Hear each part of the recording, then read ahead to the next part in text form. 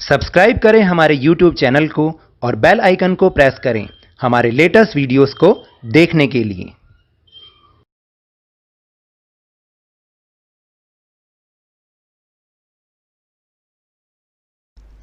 Hello and welcome to Lavneesh sir की class.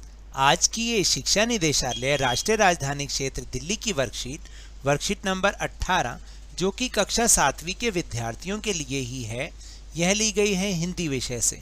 और इसमें आज हम समझ रहे हैं व्याकरण और रचना को।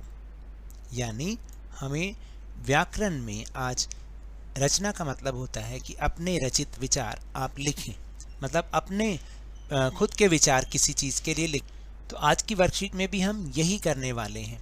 यहाँ पर आपको 2 प्रश्न ऐसे दे रखे हैं जिसमें आपको खुद की रचना यानी खुद के विचार लिखने हैं। तो मैंने तो यहाँ पर केवल सुझाव दिए हैं, आप उसको देख के समझ के अपने सुझाव अपने विचार भी यहाँ पर शामिल कर सकते हैं। तो शुरुआत करते हैं मेरे साथ और समझने की कोशिश करते हैं। जैसे पहला प्रश्न है कि बच्चों, जैसा कि आप जानते ही हैं कि हम दिल्ली वासी अभी प्रदूषण की खतरनाक स्थिति का सामना कर रहे हैं। इस कारणवश आप लोग दीपावली के अवसर पर भी पटाखे नहीं चला सके और उस प्रदूषण को कम करने के लिए आपने अपना योगदान भी उसमें दिया ही है।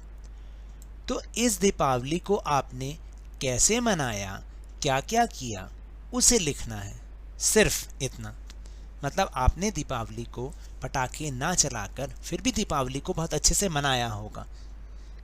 वो कैसे मनाया आपने सिर्फ यहाँ पर उसको अपने शब्दों में लिखना है।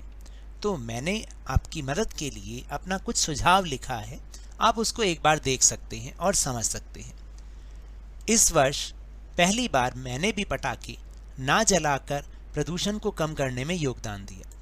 मुझे बुरा तो लग रहा था क्योंकि मैं पटाखे नहीं चला रखा, लेकिन इस बात की खुशी थी कि मैंने प्रदूषण को कम करने में अपना कुछ योगदान दिया।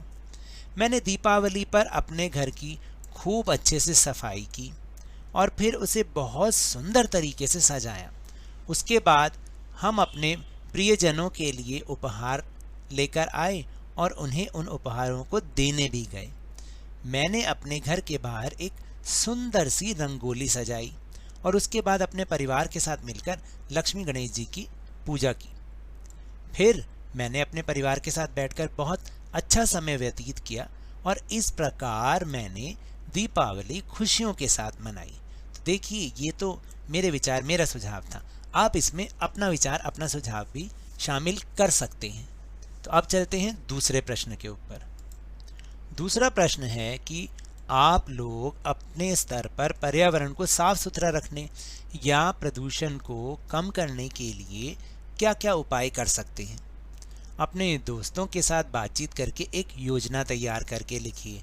तो यहाँ पर भी मेरे ही सुझाव हैं, लेकिन आप इसमें अपने सुझाव, अपने विचार शामिल करें ताकि नए नए विचार हमें भी पता चलें और आगे सरकार को भी पता चले।